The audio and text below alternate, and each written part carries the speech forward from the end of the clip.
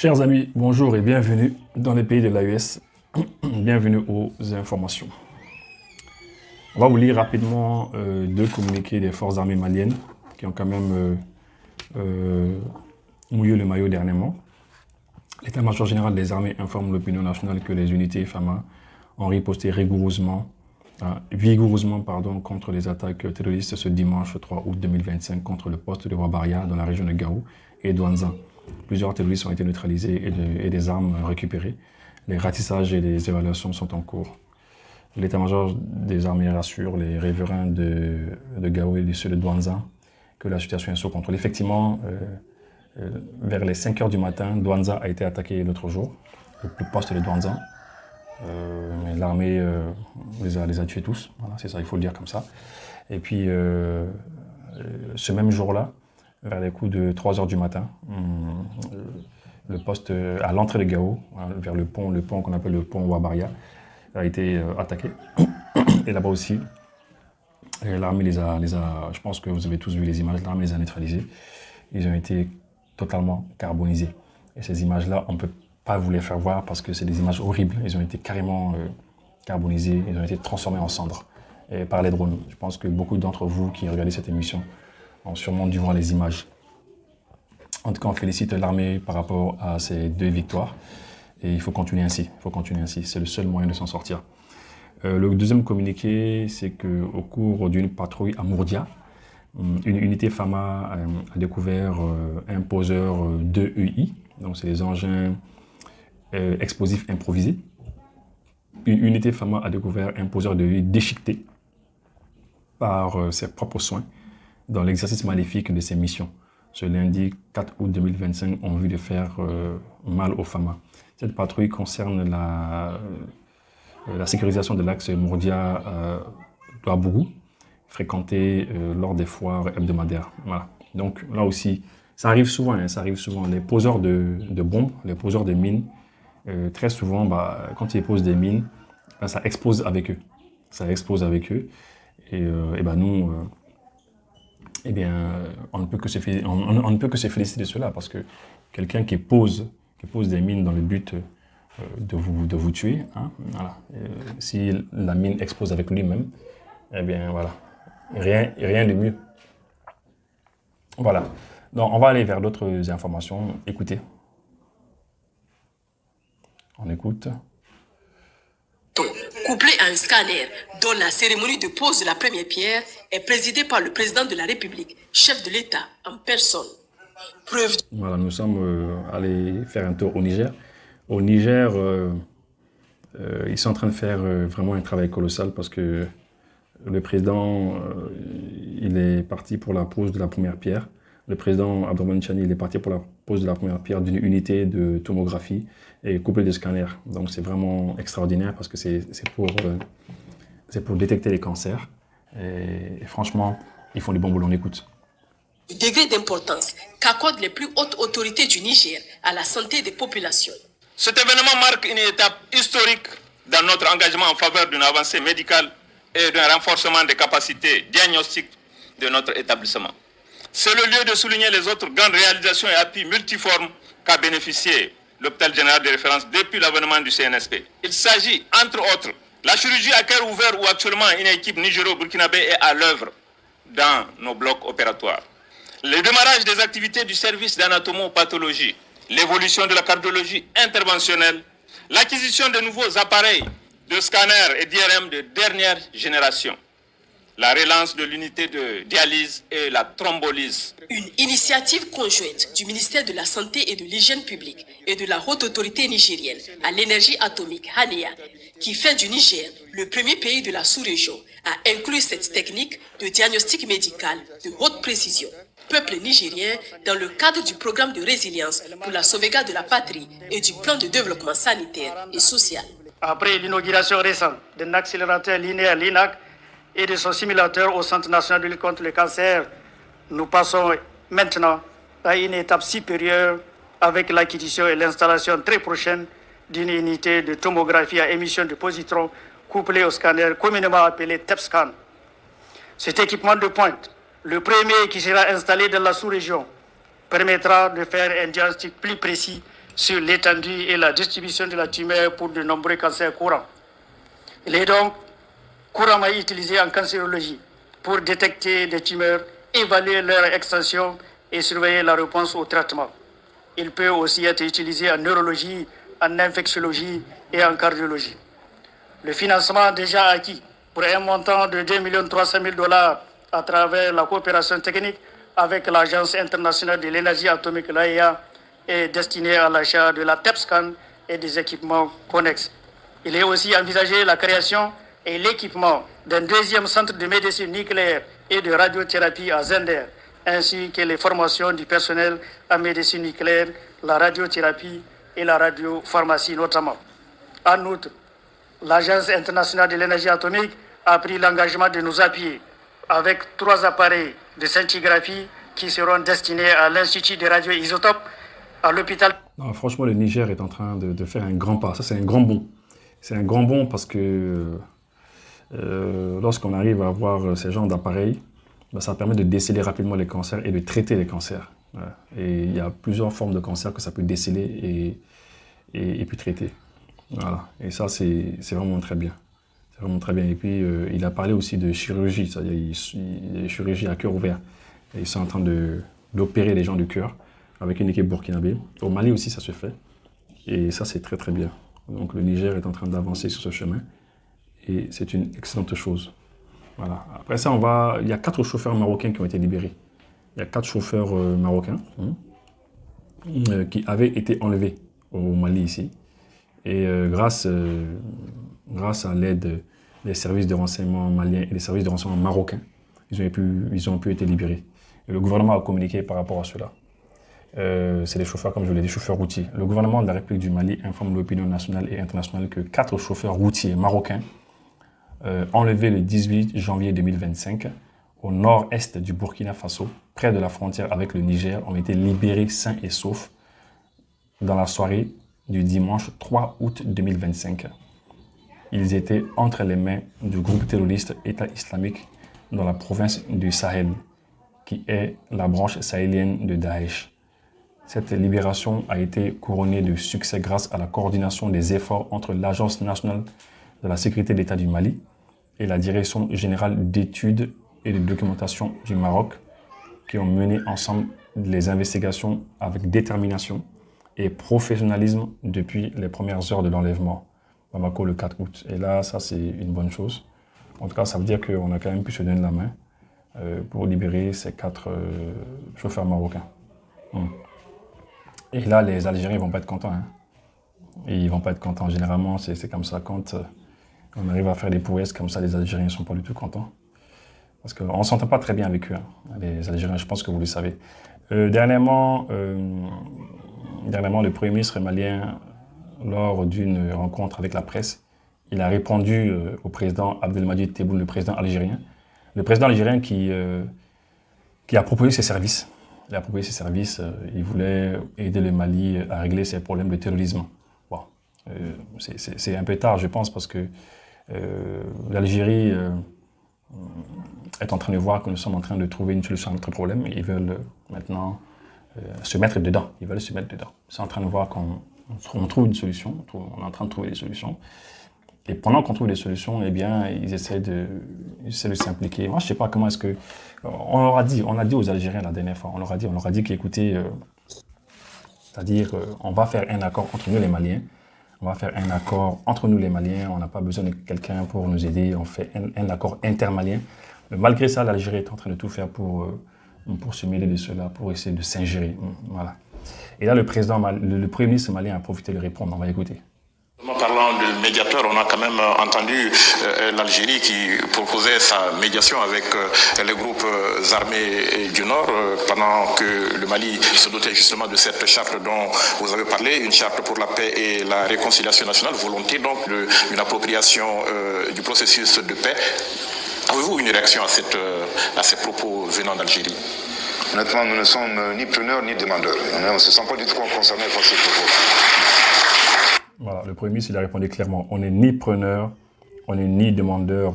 Voilà. Parce qu'en fait, nous sommes désolés de le dire. Hein, l'Algérie, ils l'ont dit, ils soutiennent ces gens. Les Algériens soutiennent ces groupes armés terroristes qui combattent l'État malien. Ils les soutiennent. Donc on ne peut pas collaborer ensemble. Voilà. L'autre jour, pour sauver la vie de quelques amis terroristes à eux, ils ont bombardé un de nos drones. Et on savait que c'était pour sauver la vie de quelques groupes armés terroristes qui les soutiennent. Et pour eux, ce sont des résistants. Ils les appellent des résistants. Voilà. Donc c'est pas du tout sérieux. Et en tout cas, nous, on ne peut pas collaborer avec eux. Hein. C'est clair. Voilà. Ok, maintenant on va toujours rester au Mali. Il y a des groupes armés terroristes. Il y a un groupe armé terroriste, il y a des gens qui se sont rendus.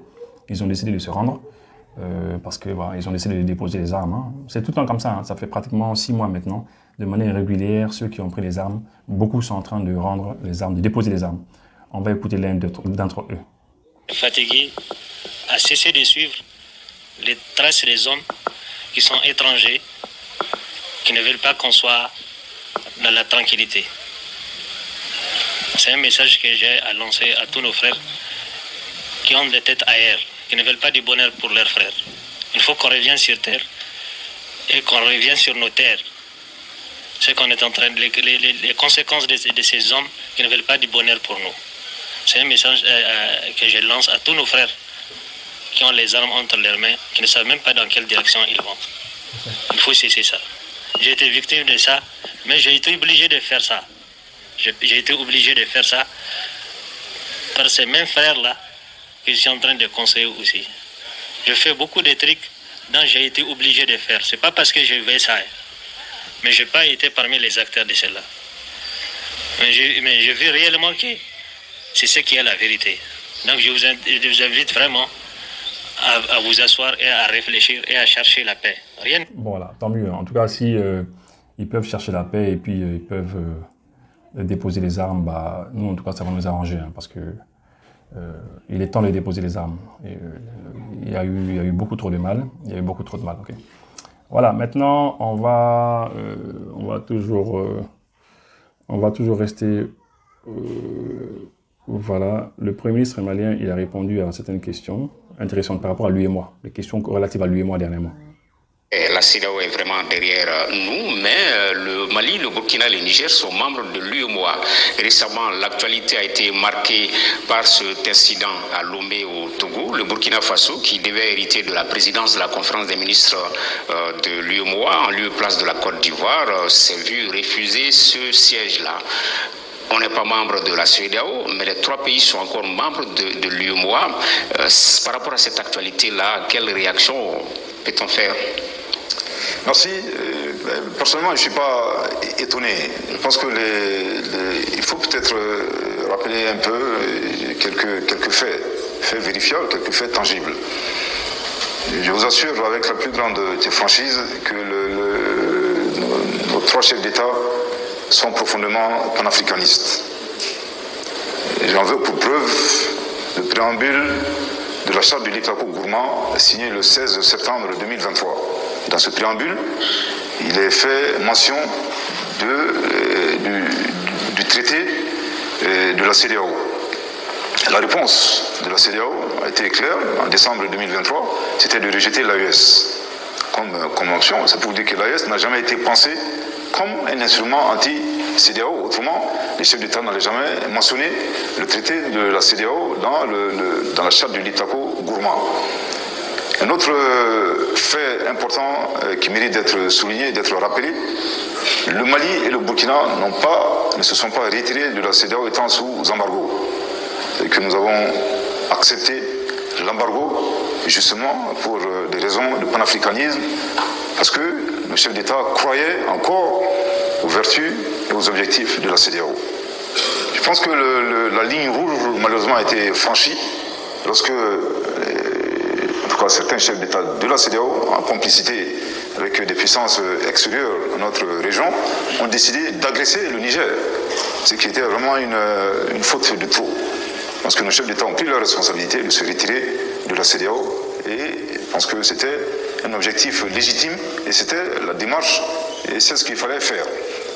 Concernant l'UEMOA, là encore, ce qui se passe, et nous ne pouvons que prendre acte et surtout prendre notre opinion à témoin de ce qui se passe. Je pense qu'avant le mois, les mêmes pratiques téléguidées de l'extérieur ont ciblé notre pays. Et concernant le G5 Sahel, on a refusé de nous donner la présidence du G5 Sahel. Bon, on connaît la conséquence. Donc concernant le mois, comme je dis, bon, pour le moment, on observe, mais nous prenons notre opinion, l'opinion malienne, l'opinion burkinabé et l'opinion nigérienne à témoin et l'opinion africaine de manière générale. Parallélisme de forme, les mêmes causes pourraient produire les mêmes effets. G5 Sahel, CEDEAO, aujourd'hui UEMOA. Honnêtement, si c'est votre déduction, je ne sais pas. En tout cas, cette décision ne me revient pas du tout. Je pense qu'elle appartient à l'appréciation des chefs d'État. Voilà, donc là, en fait, comme vous le savez, hein, dernièrement, la présidence tournante de l'UEMOA devait revenir au Burkina Faso. Et la Côte d'Ivoire n'a pas voulu, en fait, donner cette présidence tournante au Burkina Faso. Ils n'ont pas voulu. Puisqu'ils n'ont pas voulu, donc il y a eu des problèmes. Les ministres de l'AES étaient obligés de quitter la salle. C'était à l'ONU, ils ont quitté la salle. Et ceci dit, maintenant, la presse en a profité pour poser la question aux journalistes, et disons au Premier ministre, pour lui demander si éventuellement les pays de l'AES vont quitter aussi lui-même. Il a dit que ça, c'est pas de son ressort, c'est pas lui qui décide de cela. Mais en tout cas, ils prennent leur peuple à témoin de ce qui s'est passé. Voilà. Donc maintenant, on verra bien les décisions qui vont être prises par rapport à cela. Voilà. On va écouter un autre élément. Les réformes sont là. La bonne nouvelle est que la société, les mines de lithium de Bou. Là, on va vous parler. Vous savez, la dernière fois, on vous l'a dit, le Mali a ouvert une première mine de lithium. Ça c'est déjà fait. Maintenant, la seconde mine de lithium, on doit l'ouvrir aussi. Voilà. L'ISA est prête pour la phase d'exploitation. Les installations déjà faites et les tests de production sont également déjà finis. J'allais dire, le ministre des Mines, accompagné du gouverneur de la région de Bougouni, a visité hier les installations. Ils sont satisfaits des avancées des travaux après 3 missions techniques. L'unité industrielle sera inaugurée bientôt par le président de la transition, le général d'armée Assimi Goïta. Le reportage de Agali Aguissa. Situées à quelques encablures de la ville de Bougouni, les mines de lithium de Bougouni SA couvrent une superficie de plus de 87 km², répartie entre 3 communes du cercle de Bougouni. Cette deuxième mine de lithium du Mali entame sa phase de production. C'est pourquoi le ministre en charge des mines est venu constater des visites. Nous avons visité les différentes composantes de la mine, à savoir la carrière, d'où on extrait les minéraux. Ensuite, les crachers, par où sont convoyés les minéraux pour le traitement, et l'usine aussi. Et donc cette visite nous a permis effectivement de rendre compte que beaucoup d'avancées ont été faites. La plupart des recommandations qui avaient été faites par les missions techniques ont été réalisées. Et donc nous pensons qu'il y a des petits réglages encore à faire, mais qu'aujourd'hui rien ne s'oppose donc à ce que cette mine puisse officiellement entrer en production et qu'elle puisse donc être inaugurée par le chef de l'État. Nous sommes prêts pour l'inauguration. Je pense que la majorité des points qui ont été soulevés par les missions d'audit ont déjà été adressés. Au finish, il y aura à peu près 200 000 tonnes. Avec la production des deux usines. L'exploitation de cette mine a coûté pour cette première phase plus de 37 milliards 245 millions de francs CFA, soit environ 67 millions de dollars américains. La production va contribuer à l'épanouissement économique des populations. La mise en exploitation de cette mine va contribuer davantage au développement de la région de Bougouni, mais aussi du Mali.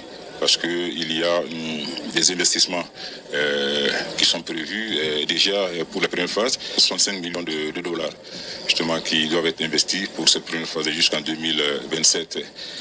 Voilà, donc deuxième mine de lithium qui va bientôt ouvrir ici au Mali. Et là, un peu que les encourager, c'est bien, félicitations pour cela. Voilà. Une bonne chose. On reste au Mali toujours. Pas un pays, mais plutôt les actes. Le reportage de Rachida Seyni Ndior et Askou Djibrila de la télévision nigérienne. Fidèle à ses engagements, notamment celui d'offrir à la population nigérienne et aux forces de défense et de sécurité. Voilà, vous l'avez compris, on est au Niger. Et là, il y a des patriotes nigériens qui sont en train de faire quelque chose d'extraordinaire. Il y a un hôpital qui devait se faire, les travaux avaient cessé. Parce que je pense que c'est faute d'argent et tout ça. Et il y a des patriotes, des Nigériens qui se sont levés, qui ont commencé à financer l'hôpital. Et franchement, on doit les féliciter.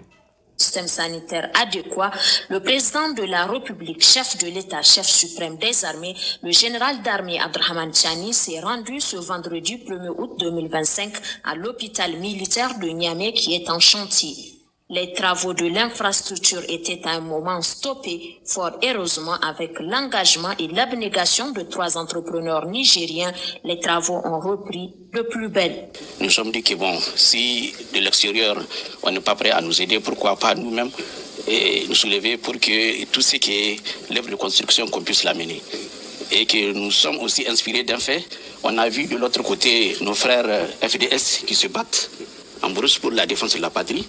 C'est cette preuve d'engagement et de patriotisme que le président Abdrahmane Tchani a tenu personnellement à féliciter.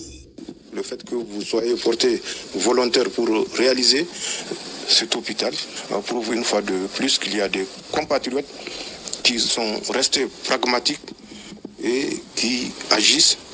La parole ne construit pas un pays. La parole sert de base. Mais faut-il qu'elle soit une parole prononcée avec la volonté de construire. Le président de la République, chef de l'État, le général d'armée Abdrahmane Tchani, s'est engagé à soutenir ses patriotes nigériens jusqu'à l'aboutissement de ce chantier phare qui fera certainement la fierté des forces de défense et de sécurité, leurs familles, ainsi qu'aux populations. Bah oui, aux populations, parce qu'un hôpital militaire ne sert pas uniquement qu'aux militaires. Un hôpital militaire, ça sert aux militaires, mais ça sert aussi aux civils. Et ça, c'est fantastique. Vous imaginez un hôpital qui avait commencé, mais ils ont eu des difficultés entre-temps, parce que sûrement, ils ont eu des problèmes d'argent, hein, comme vous le savez. Et entre-temps, c'est la population, c'est des patriotes, des Nigériens, qui mettent la main à la poche pour reprendre en main la construction d'un hôpital militaire. Franchement, au Niger, ce qu'ils ont fait, c'est magnifique. Je rappelle qu'au Mali aussi, il y a un hôpital militaire je sais pas, de 4e ou 5e génération qui est en train d'être fait à Banankoro. C'est à quelques 7-10 km de Bamako. C'est nous, Banankoro, et franchement, c'est magnifique aussi. Et franchement, ces patriotes nigériens, on les salue. On va parler maintenant d'une usine à filature. Vous savez, au Mali, tout comme au Burkina Faso, nous sommes des pays producteurs de coton. Mais la plus grande partie du coton va à l'extérieur. C'est-à-dire, la matière première, on la prend, on l'envoie à l'extérieur, et c'est là-bas qu'on transforme. Bah, nous, désormais, on veut transformer notre coton sur place. Une mission composée d'investisseurs russes et de cadres maliens des ministères en charge de l'industrie et de l'agriculture est venue voir le site devant abriter l'usine de filature de Koutiala à Sinzina. Accompagnée des autorités régionales de Koutiala, la mission a apprécié le site de 42,5 hectares à sa juste valeur. Ainsi, selon le chef de mission Lassine Koulibaly, chargé de mission au ministère de l'Industrie et du Commerce, le constat de la mission est satisfaisant en ce sens que le terrain n'est pas argileux. Après avoir certifié que ce site répond aux normes, la mission est passée à l'usine 4 de la CMDT. Elle a visité les installations et les balles de coton pour s'imprégner des réalités des usines, égrenant la matière première qui permettra à l'usine de filature de tourner à la satisfaction des besoins des Maliens. L'un des temps forts de cette visite, c'est l'échange d'expériences sur place en matière d'usine et d'égrenage du coton. Un échange perçu comme un signe annonciateur d'un partenariat gagnant-gagnant entre Russes et Maliens. Ça, c'est très bien. En tout cas, il est temps de transformer sur place. Il est temps de transformer sur place notre coton. Et ça, je pense que tout le monde le sait. Il est temps de le faire et franchement, c'est bien, c'est bien. En tout cas, ils sont sur le bon chemin, à mon avis, et qu'ils continuent ainsi. Voilà, il y a des Chinois qui ont été arrêtés ici au Mali. Les Chinois ont été arrêtés. Voilà. En fait, dans le communiqué, ils n'ont pas dit que c'est des Chinois, quoi, mais ce sont des Chinois, nous on le sait. Avec d'autres personnes, ils ont été arrêtés. Plus de 28 personnes, hein, ils ont été arrêtés parce qu'en fait, ils exploitent l'or de manière illégale. Donc, ça détruit la nature, l'environnement. Ça s'est fait à Yanfoïla, on les a arrêtés. Et voilà. Lutte contre l'exploitation illégale de l'or. 28 exploitants illégaux mis aux arrêts à Yanfoïla. Une mission de lutte contre les infractions à la réglementation minière a été effectuée dans le district minier de Yanfoïla du 28 au 2 août 2025, du 28 juillet au 2 août 2025, sur réquisition du juge de Yanfoïla. Cette mission s'inscrivant dans le cadre de la lutte contre l'exploitation illégale des substances minérales a obtenu des résultats hautement satisfaisants. Conduite par le haut fonctionnaire de défense du ministère des Mines, l'opération centrée dans la zone de Kalako, commune de Gwandiaka, Kalana, a permis de recenser 3 sites illégaux d'exploitation d'or avec environ 31 excavations, carrières, situés sur les permis de recherche pour l'or valablement délivrés respectivement à Global Drilling and Blasting Services Mali, GDBS Mali et Avion Mali West Exploration. Voilà. Donc c'est ça. Donc là, les noms sont compliqués, je suis désolé.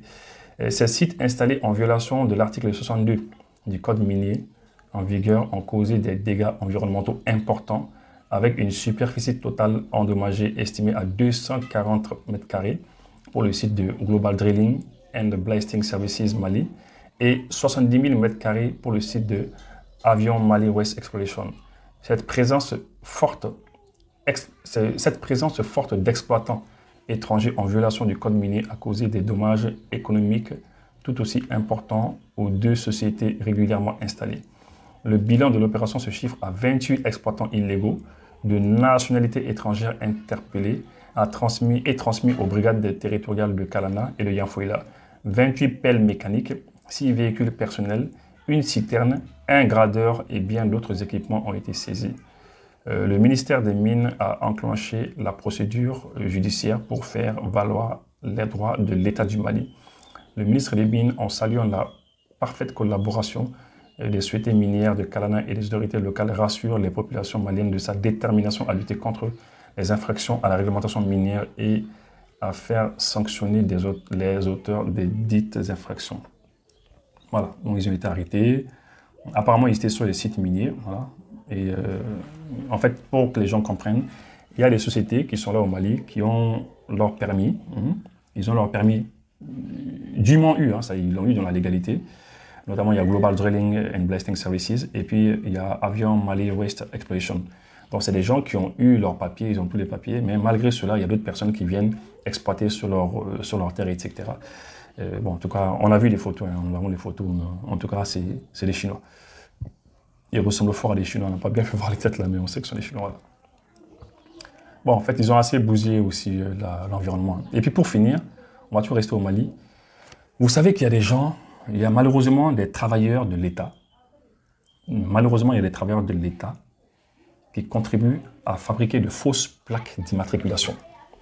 Et quand ils font de fausses plaques d'immatriculation, ça crée d'énormes problèmes. Et là, la douane, avec la justice, on a pu attraper des gens. Les gens ont été attrapés. Plusieurs responsables de l'ONT, c'est l'Office national des transports, plombés par la douane. Plusieurs responsables qui ont été arrêtés. Une affaire de fausses plaques découverte par le dispositif antifraude de la douane vient d'éclabousser plusieurs cadres de l'Office national des transports. Tous sont passés par le pôle économique avant d'être inculpés et placés sous mandat de dépôt. Voilà, donc ça c'est quand même bizarre. À l'origine du scandale, un transporteur pris avec plus d'une vingtaine de camions circulant dans la sous-région avec de fausses plaques. Résultat, un réseau frauduleux mis à nu, des pertes douanières révélées et un ONT en pleine tourmente. Bon, on a vu l'article dans Bamako Bamada. En tout cas, c'est des gens, visiblement, c'est des travailleurs de l'État, des fonctionnaires de l'État qui fabriquaient de fausses plaques. Et c'est grâce à la douane, parce que la douane a mis un système en place pour pouvoir identifier les véhicules avec des fausses plaques. En tout cas, merci, et puis à bientôt.